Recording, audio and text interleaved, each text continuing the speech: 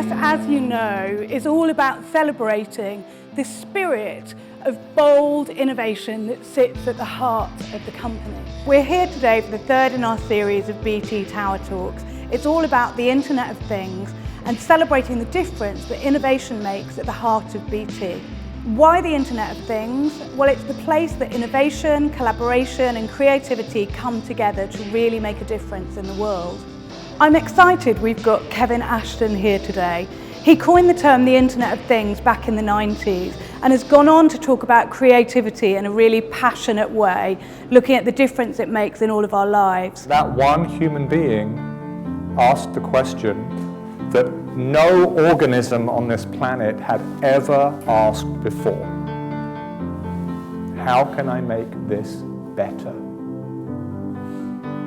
And that was the change that changed everything else. Getting all the information we don't have about the real world into our computer systems and onto our network it's going to drive a very profound change in the 21st century. I think what excites me most about the Internet of Things is it will help us save water, it will help us save energy, it will help us heal sick people, cure diseases. It's creating infinite possibilities. We saw what computing could do in the 20th century.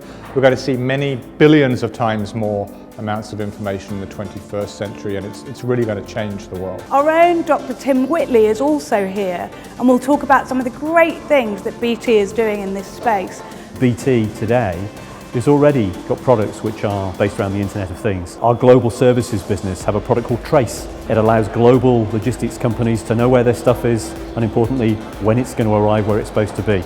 In Cornwall, we're running services which are monitoring the vital signs of people with long-term health conditions. One great example of Internet of Things technology that's coming real soon is self-driving cars. And what we've seen in the last few years is cars develop more and more sensors to the point where they're now smart enough that with a little bit of networking, they'll be able to drive themselves. It's going to mean less traffic, less wasted time, fewer car crashes. Everything's going to be much, much better.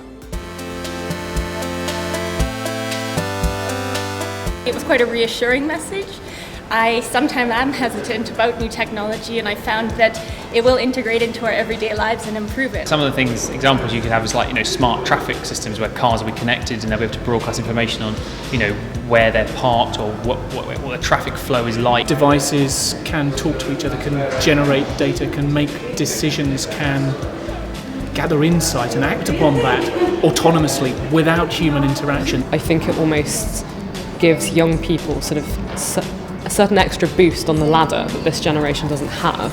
So they have access to extra information, extra capabilities that this generation doesn't have. They're sort of standing on the shoulders of giants, and they can achieve so much more in terms of problem solving than we can even really conceive. To me, it's one of the most fundamentally exciting things that's happening in the networking sector at the minute. It is fulfilling the promise of, in my belief, what the internet was designed to do.